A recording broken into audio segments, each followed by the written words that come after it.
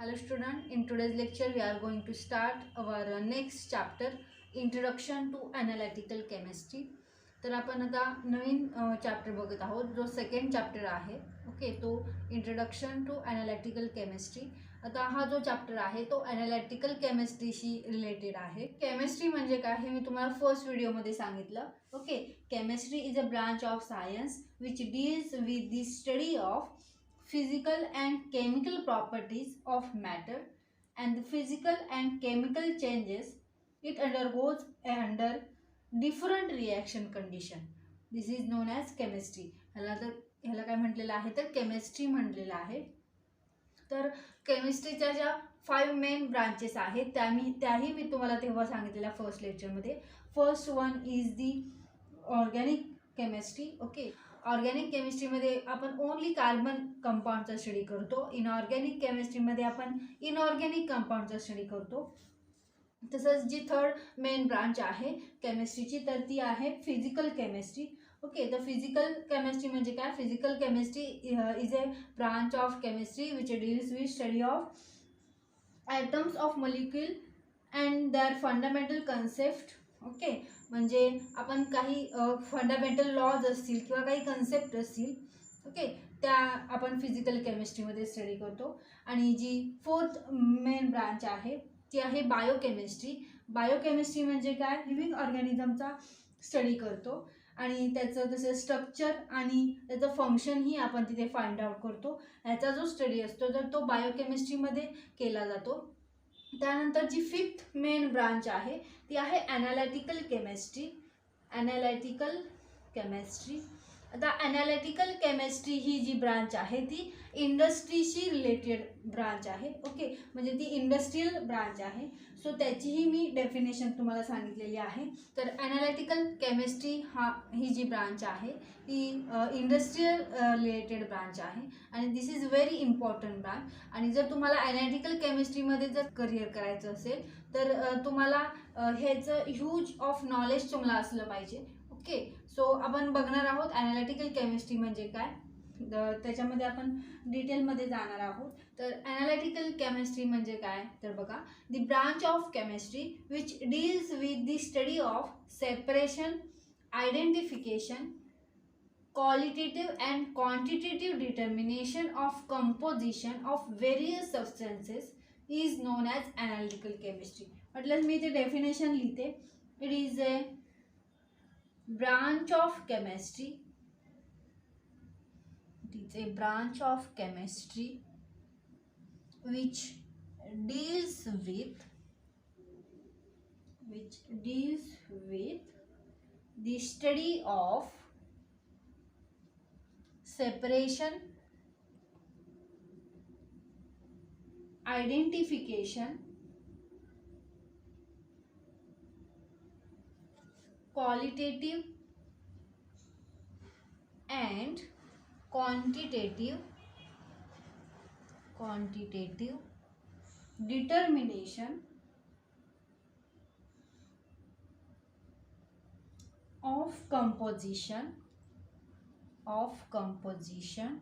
and quantitative determination of composition of various substances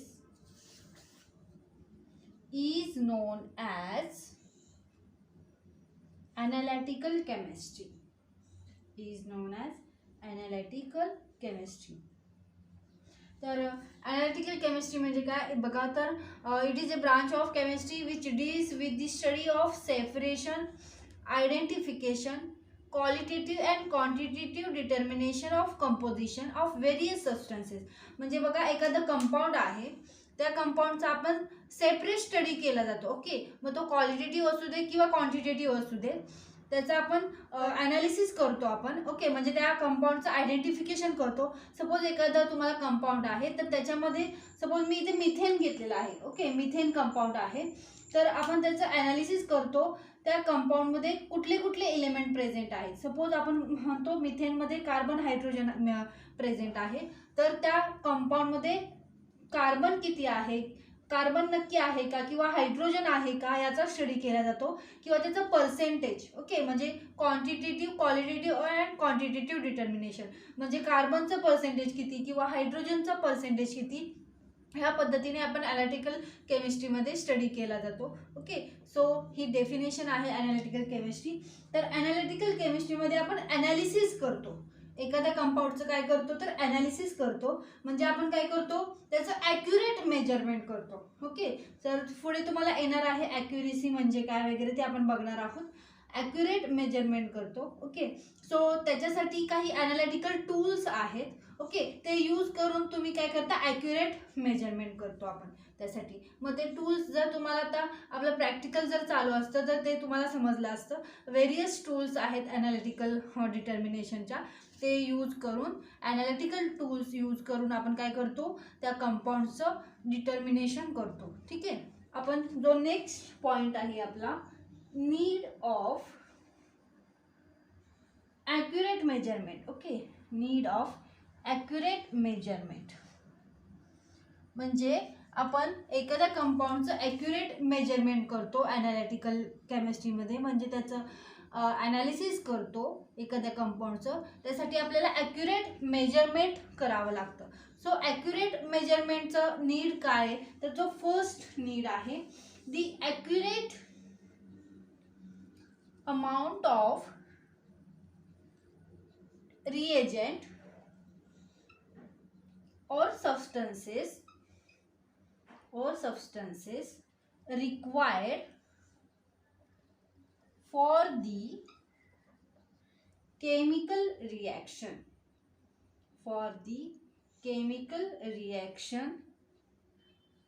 to take place. बघा, जर आपण accurate measurement केलं, suppose आपल्याला रिएजंट घ्यायचा आहे एखादा, तर तो रिएजंट सपोज मला 5 ग्रॅम घ्यायचा असेल तर तो 5 ग्रॅमच घेतला जातो, त्यापेक्षा थोडं जास्तही नाही किंवा कमीही काही नाही. म्हणजे आपल्याला जो 5 ग्रॅम तिथे सांगितलेला आहे रिएजंट घ्यायला, आपण तेवढाच घेणार आहोत. किंवा तुम्हाला 15 ml सांगितलं असेल घ्यायला तो रिएजंट, तर तेवढाच तुम्ही मेजर करून घेणार आहात, म्हणजे ॲक्युरेट अमाऊंट घेणार आहात त्याचं. ओके, तर ॲक्युरेट जर तुम्ही अमाऊंट घेतलं तर तुमची रिॲक्शन काय होईल, टेक प्लेस होईल आणि तुम्हाला योग्य तो रिझल्ट मिळेल. ओके, जर तुम्ही असं केलं, इनॲक्युरेट जर अमाऊंट घेतली तर पुढे काय होईल बघा, जर तुम्ही इनॲक्युरेट जर अमाऊंट घेतली तर तुम्हाला रॉंग रिझल्ट मिळेल त्याचा. ओके, आणि त्याचे जे कन्क्लुजन मिळेल ते खूप डेंजरस कन्क्लुजन असेल. त्यासाठी काय घ्यावं लागेल, तुम्हाला ॲक्युरेट अमाऊंट घ्यावं लागेल. एखादं जर तुम्हाला रिॲक्शन फॉर्म करायची असेल किंवा प्रोडक्ट जर फॉर्म करायचा असेल तर तुम्हाला तो ॲक्युरेट येण्यासाठी तुम्हाला ॲक्युरेट रिएजंट घ्यावा लागेल. ओके, सो हा काय आहे, ॲक्युरेट मेजरमेंटचा नीड आहे. जर तुम्ही इनॲक्युरेट घेतलं, ओके, तर काय होईल, ते तुम्हाला रॉंग रिझल्ट मिळतील आणि जे कन्क्लुजन असतील ते डेंजरस कन्क्लुजन असतील. सो आपण इथे लिहिणार आहोत सेकंड पॉईंटमध्ये, inaccurate amount of reagent will gives wrong results or sometimes it gives dangerous conclusion.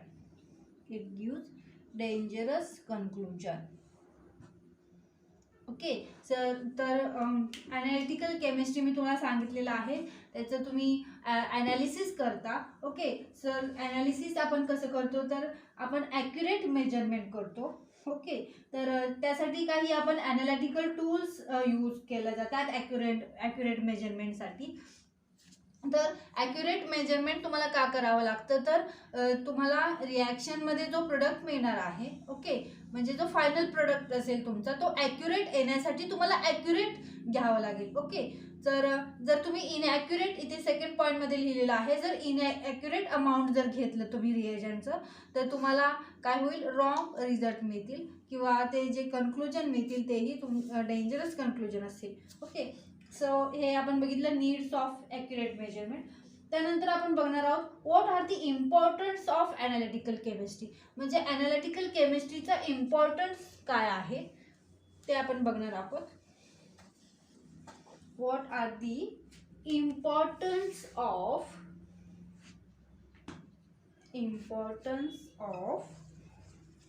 analytical chemistry. Okay, importance of analytical chemistry. आता जो फर्स्ट इम्पॉर्टन्स आहे, it involves the separation, identification and determination of exact amount of component present in the test sample. Okay, मी ते importance लिहिते. It involves separation, identification and determination of exact amount of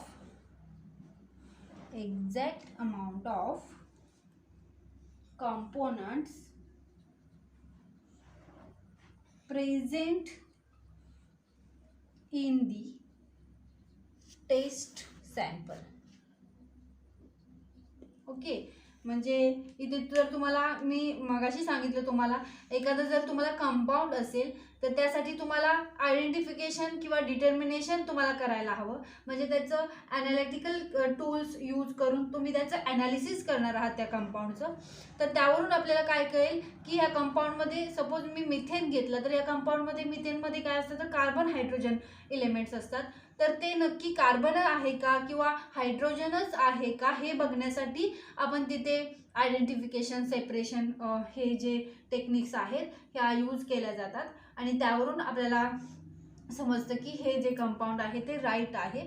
ठीक आहे, तर त्यासाठी आपण हे काय आहे इम्पॉर्टन्स आहे ॲनालिटिकल केमिस्ट्रीमधलं. आता जो सेकंड इम्पॉर्टन्स आहे, it involves method of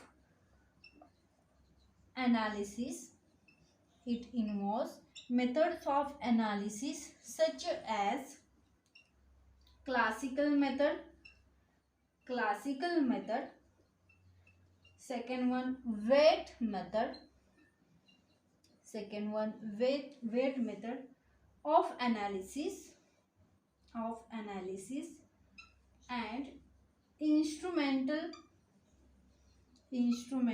method. Okay, आता आपण जे ॲनालिसिस करणार आहोत, ओके, किंवा डिटर्मिनेशन किंवा आयडेंटिफिकेशन जे कंपाऊंडचं करणार आहोत त्याच्यामध्ये काही मेथड्स तुम्हाला इथे सांगितलेले आहेत. सेकंड पॉईंटमध्ये बघा, method of analysis such as classical method. 3 types आहेत मेथडचे. क्लासिकल मेथडने तुम्ही ते आयडेंटिफाय करू शकता किंवा सेपरेशन करू शकता त्याचं.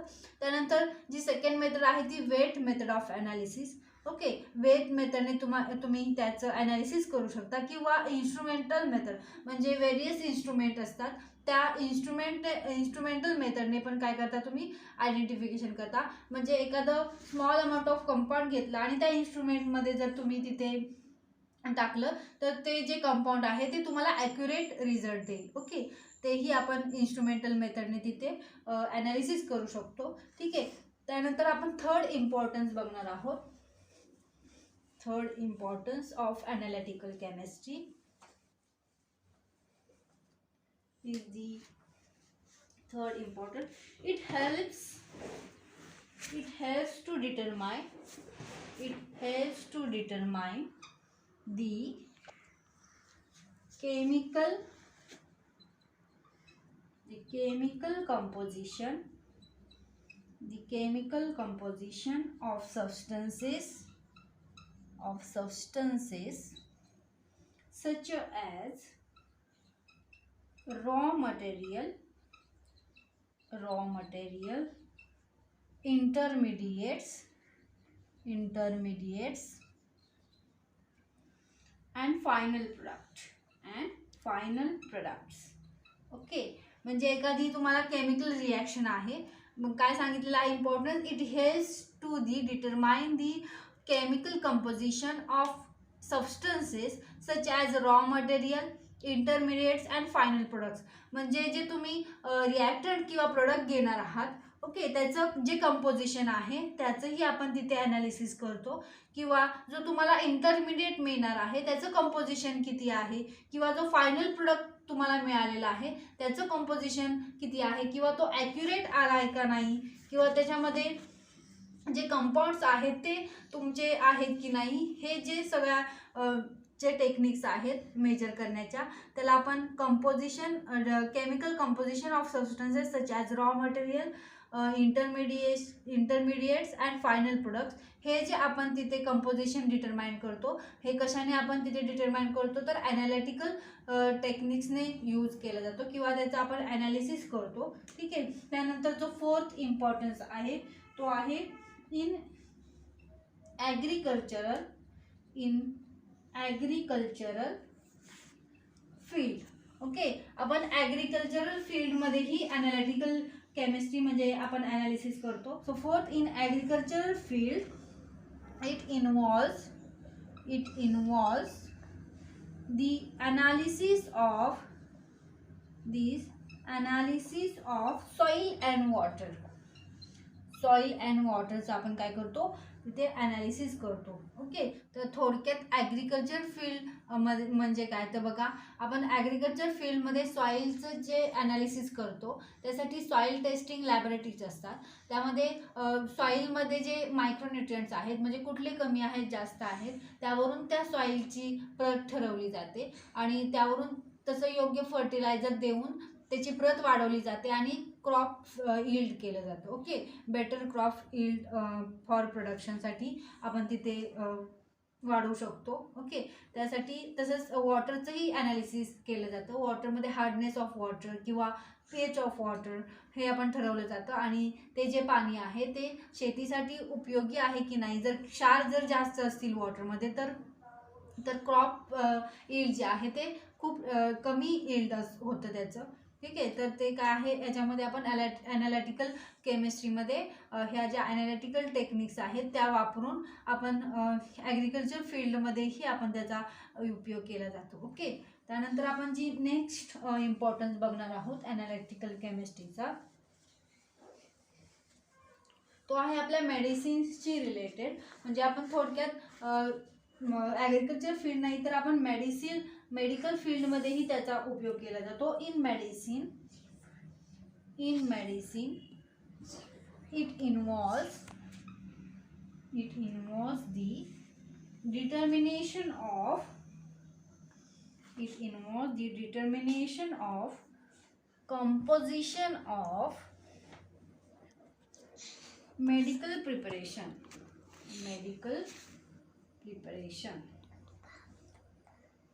जे मेडिकल फील्डमध्ये ज्या टॅबलेट ज्या असतात, सपोज पॅरासिटेमॉल असू दे किंवा ॲस्पिरिन टॅबलेट असू दे, ह्या टॅबलेटमध्ये काय असतं तर त्याचे कंपोजिशन आपण तिथे बघितलं जातो, त्यावरून आपण त्याचं ॲनालिसिस करू शकतो. ओके, म्हणजे सपोज एखादी ॲस्पिरिन टॅबलेट आहे त्याच्यामध्ये कुठलं कॉम्पोजिशन आहे, तुम्ही तिथे ज्या टॅबलेट असतात त्याच्यावरती लिहिलेलं असतं कॉम्पोजिशन, किंवा एखादा सिरप असतो त्या सिरपवरती कंपोजिशन्स ते जे लिहिलेले असतात ते कंपोजिशन कशावरून लिहिले जातात तर आपण तिथे त्या जे सिरप आहे त्याचं ॲनालिसिस करतो. ओके, तर कशानुसार तर ॲनालिटिकल टेक्निक्सनुसार. त्यासाठी ज्या टेक्निक्स वापरलेल्या आहेत म्हणजे थोडक्यात त्याचं आयडेंटिफिकेशन आणि कंपोजिशन करतो. तसंच आपण क्वालिटेटिव्ह अँड क्वांटिटेटिव्हही ॲनालिसिस करतो, म्हणजे जे कंपोजिशन आहे त्याचं एक्झॅक्ट पर्सेंटेज किती आहे त्या प्रोडक्टमध्ये. ओके, म्हणजे त्या टॅबलेटमध्ये किंवा सिरपमध्ये, हेही तिथे ॲनालिसिस केलं जातं त्याचं. ओके, सो मेडिकल फील्डमध्येही ही ब्रांच आहे ती खूप इम्पॉर्टंट आहे. त्यानंतर जी नेक्स्ट इम्पॉर्टन्स आहे 6 इम्पॉर्टंट तो आहे in forensic science. In forensic science it involves detection of various drugs, infections infections etc. Okay, म्हणजे आपण फॉरेन्सिक सायन्समध्येही त्याचा यूज केला जातो. सपोज एखादा खेळाडू आहे, ओके, खेळाडू आहे, तर त्या खेळाडूने ड्रग घेतलाय की नाही, ओके, तेही आपण त्याचं ॲनालिटिकल टेक्निक्स वापरून किंवा त्याचं ॲनालिसिस करू शकतो त्या व्यक्तीचं. तेही आपण ॲनालिटिकल केमिस्ट्रीमध्ये करू शकतो. तसंच इन्फेक्शन, ओके, इन्फेक्शन म्हणजे सपोज एखादा पर्सन आहे, त्याला काही इन्फेक्शन असेल, कॅन्सरस इन्फेक्शन असेल किंवा काही ब्लड इन्फेक्शन असेल, कुठलंही इन्फेक्शन असेल, तर ते जे इन्फेक्टेड पार्ट जो आहे तो बोरिंग केला जातो आणि त्यातून जो आहे तो पूर्ण जो इन्फेक्शन पार्ट आहे तो काढला जात नाही. तर डॉक्टर काय करतात, जो इन्फेक्टेड पार्ट आहे त्याच्यातला थोडासाच पार्ट काढतात आणि त्याचं डिटेक्शन केलं जातं आणि त्यावरून ते इन्फेक्शन कशाचं आहे हे तुम्हाला तिथं शोधलं जातं. ओके, सो आपण फॉरेन्सिक सायन्समध्येही ॲनालिसिस करू शकतो थ्रू ॲनालिटिकल केमिस्ट्री, ॲनालिटिकल टेक्निक्सने. ठीक आहे. त्यानंतर जी नेक्स्ट इम्पॉर्टन्स आहे industrial process is very closely related to analytical chemistry. हे मी तुम्हाला आधी सांगितलेलं आहे. जी ॲनालिटिकल प्रोसेस आहे ती कशाशी रिलेटेड आहे, ॲनालिटिकल केमिस्ट्रीशी रिलेटेड आहे. म्हणजे ज्या इंडस्ट्रियल प्रोसेस असतात त्या कशाशा रिलेटेड असतात, तर ॲनालिटिकल केमिस्ट्रीशी रिलेटेड असतात. ओके, सो आपण हे बघितलेलं आहे इम्पॉर्टन्स ऑफ ॲनालिटिकल केमिस्ट्री. काय काय बघितलं आपण इम्पॉर्टन्स. जो फर्स्ट इम्पॉर्टन्स बघितला, it involves the separation, identification and determination of exact amount of component present in the test sample. म्हणजे जो रिॲक्टंट किंवा प्रोडक्ट किंवा जो इंटरमिडिएट तुम्हाला मिळालेला आहे त्याचं एक्झॅक्ट कंपोजिशन आपण फाइंड आउट करू शकतो, त्याचं ॲनालिसिस करू शकतो. ओके, हा एक इम्पॉर्टंट आहे ॲनालिटिकल केमिस्ट्रीचा. त्यानंतर जो सेकंड आपण पाहिला, it involves method of analysis such as classical method, weight method of analysis and industrial method. म्हणजे जे आपण ॲनालिसिस करू शकतो ते 3 मेथड आहेत त्याच्या ॲनालिसिस करण्यासाठी. First one classical method, second wet method of analysis and industrial method. ह्या मेथडने आपण ॲनालिसिस करू शकतो. जी थर्ड इम्पॉर्टन्स आहे, it helps to determine the chemical composition of substance such as raw material, intermediate and final product. Okay, त्यानंतर जो next important आहे, in agriculture field in involves the analysis of soil and water. म्हणजे आपण soil and वॉटरचं analysis करू शकतो for the crop of plantation, for the better yield and the various species of crop for the plantation of better yield. Okay, म्हणजे त्या सॉईलमध्ये कुठलं spaces क्रॉपचं आपण yield होईल प्लांटेशनसाठी तेही आपण तिथे सांगू शकतो त्या सॉईल टेस्टिंगवरून. ओके, त्यानंतर तसंच आपण मेडिकल फील्डमध्येही ॲनालिटिकल केमिस्ट्रीचा यूज आहे.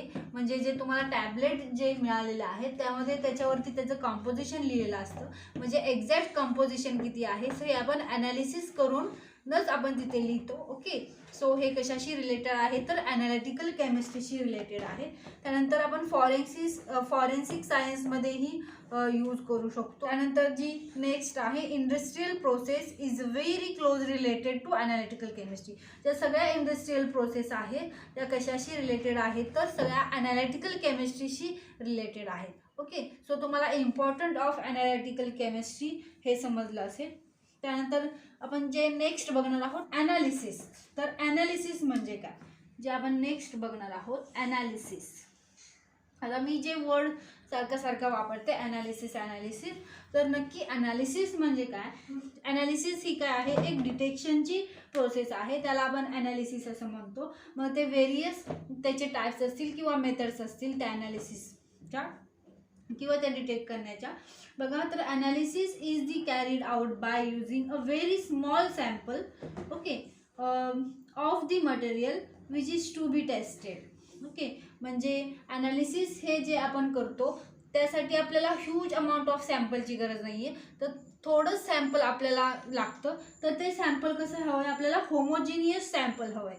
ओके, म्हणजे एखादं सॅम्पल आहे, मी इकडचा त्याचा सपोज हे एखादं सॅम्पल आहे, मग हे जे सॅम्पल आहे तर ते होमोजिनियस सॅम्पल हवं आहे. मग मी इथला थोडासा पार्ट घेतला किंवा इथला घेतला किंवा इथला घेतला, काय तो काय असेल तर होमोजिनियस सॅम्पल असेल आणि त्याचं जे टेस्टिंग किंवा जे ॲनालिसिस करणार त्याचा जो रिझल्ट येणार आहे तो सेम येणार आहे. ओके, त्याला आपण काय म्हणतो, ॲनालिसिस असं म्हणतो. आणि जे आपण स्मॉल अमाऊंट ऑफ जे सॅम्पल घेतो त्याला ग्रॉस सॅम्पल ही असं म्हटलं जातं. त्या मेथडला काय म्हणतात तर सेमी मायक्रो ॲनालिसिस असं म्हटलं जातं.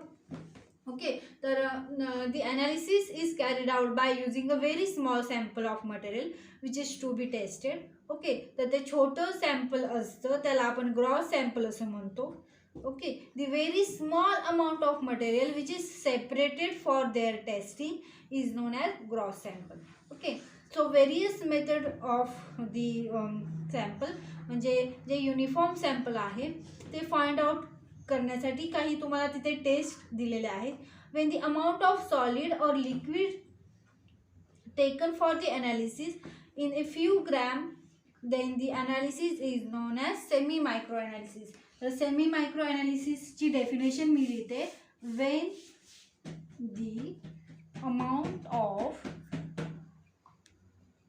when the amount of solid or liquid taken for the analysis is the few gram, then the analysis is known as semi micro analysis. तर त्या टेक्निक्सला काय म्हटलं जातं, सेमी मायक्रो ॲनालिसिस असं म्हटलं जातं. ओके, म्हणजे एखादं मिक्सचर आहे त्याच्यातलं स्मॉल अमाऊंट ऑफ सॅम्पल आपण घेतो आणि त्याचं ॲनालिसिस करतो, त्याला ग्रॉस सॅम्पल असं म्हटलं जातं. आणि त्या मेथडला काय म्हटलं जातं त्या ॲनालिसिसला तर सेमी मायक्रो ॲनालिसिस असं म्हटलं जातं. ओके, तर डेफिनेशन तुम्हाला समजली असेल सेमी मायक्रो ॲनालिसिसची. त्यानंतर आपण सेमी मायक्रो ॲनालिसिसच्या जे टाइप्स आहेत, there are two types of semi micro analysis. First one is the qualitative analysis.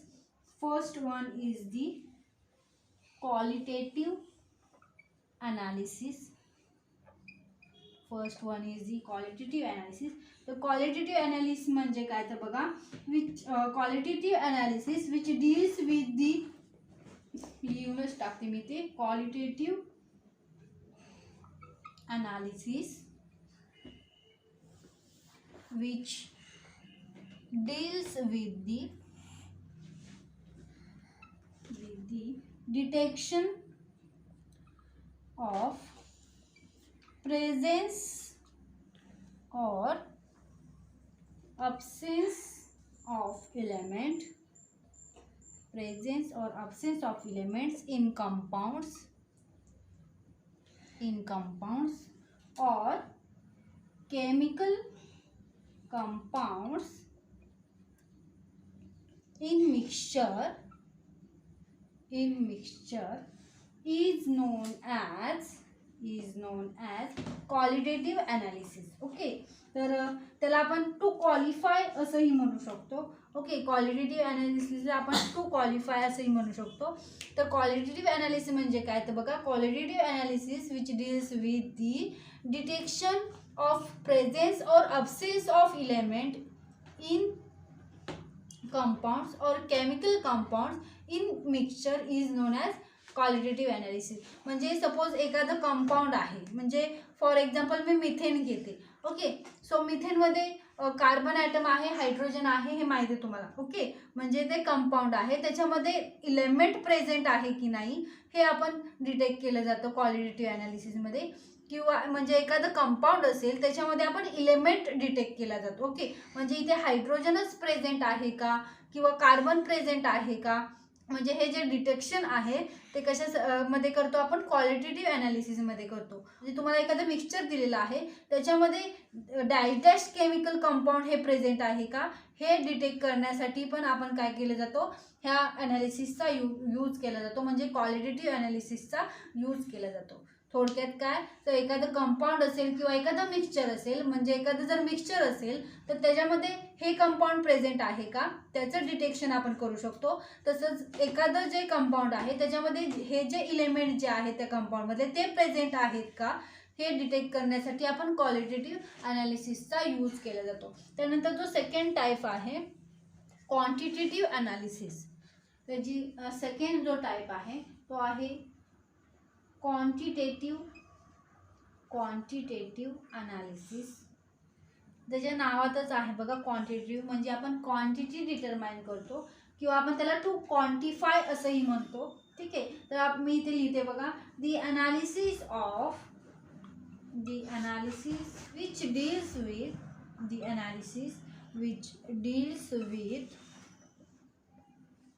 the determination of relative proportion of elements in compounds or chemical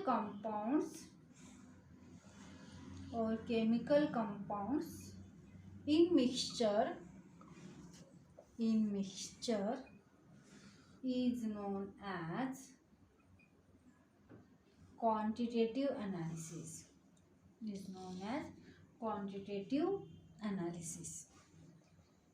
तर quantitative अनालिसिसमध्ये आपण काय करतो, त्याचं percentage determine करतो. Relative proportion of elements in compound, म्हणजे एखाद्या कंपाऊंडमध्ये ते इलेमेंट्सचं percentage किती आहे. क्वालिटेटिव्ह अनालिसिसमध्ये आपण काय करतो, तर त्या कंपाऊंडमध्ये इलेमेंट्स प्रेझेंट आहे का नाही ते बघतो. ओके, आणि क्वांटिटेटिव्ह अनालिसिस म्हणजे काय, तर त्या कंपाऊंडमध्ये इलेमेंट्स आहेत हे समजतं, पण त्या इलेमेंटचं पर्सेंटेज एक्झॅक्ट किती आहे. ओके, तर हे कशामध्ये आपण करतो, क्वांटिटेटिव्ह अनालिसिसमध्ये करतो. ठीक आहे, त्यानंतर एखादं मिक्सचर दिलेलं आहे तुम्हाला आणि एखादं केमिकल कंपाऊंड जर तुम्हाला त्याचं पर्सेंटेज जर तुम्हाला फाइंड आउट करायचं असेल तर हे आपण कुठल्या मेथडने करतो, तर क्वांटिटेटिव्ह अनालिसिसने आपण करतो. त्याला टू क्वांटिफाय असंही म्हटलं जातं.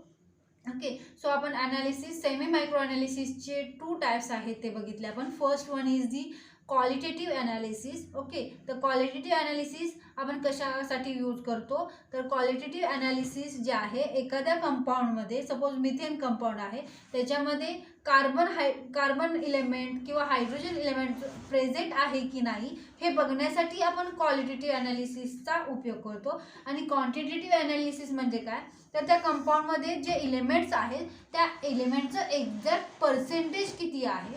ओके, म्हणजे त्याची क्वांटिटी किती आहे हे बघण्यासाठी आपण क्वांटिटेटिव्ह अनालिसिसचा उपयोग करतो. ओके, तरी ते आपण बघितलेलं आहे. नेक्स्ट व्हिडिओमध्ये आपण मेथड्स बघणार आहोत.